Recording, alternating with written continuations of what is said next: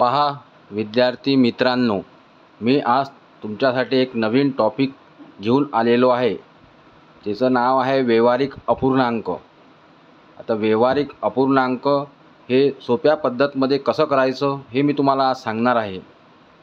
आपण एक उदाहरण समजून घेऊ. जसं उदाहरण आहे 1/12, 1/20, 1/30, 1/42, 1/56, 1/72, 1/90, 1/110. आता हा दिसायला गणित खूप मोठा आहे, परंतु एवढं मोठं करायची आपल्याला आवश्यकता नाही. मुलं काय करतात, मुलं लॉंग कट करतात. पहिले 1/12, 1/20ची बेरीज, मग 1/30ची बेरीज असं करायची आवश्यकता नाही. हे समजून घ्या, हे गणित कसं आहे हे समजून घ्या. याची सोपी पद्धत आहे. फक्त काय करायचं सांगतो मी तुम्हाला सोपी पद्धत. आता हे 12 आहे. 12ला तोडलं आपण समजा, 12चे भाग पाडले 3 × 4. 3 × 4 म्हणजे 12 होतात ना. तर दुसऱ्यामध्ये तसंच करायचं. 4 × 5. 4 × 5 किती होतात? 20 होतात. 1/20 झाले. आता त्याच्यानंतर दुसरं घ्यायचं 5 × 6. 5 × 6 किती होतात? 30 होतात.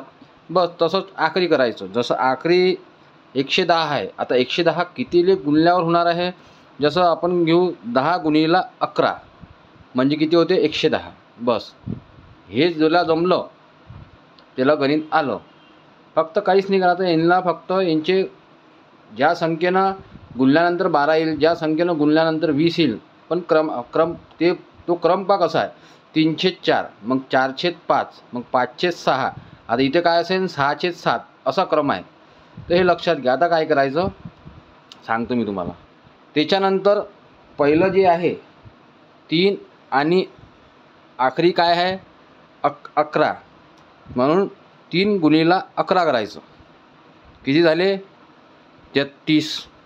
आता इथे 33 लिहिलं, इथे 33 लिहिलं आणि 3 - 11 किती होते? 8 होते. बस झालं त्याचं उत्तर. हे आहे त्याची सोपी पद्धत.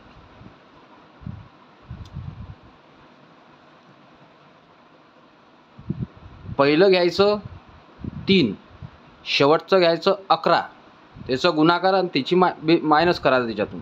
झालं 8/33. आता दुसऱ्यामध्ये तुम्हाला पूर्ण समजून देईन मी. दुसरं उदाहरण तुम्हाला समजून सांगतो.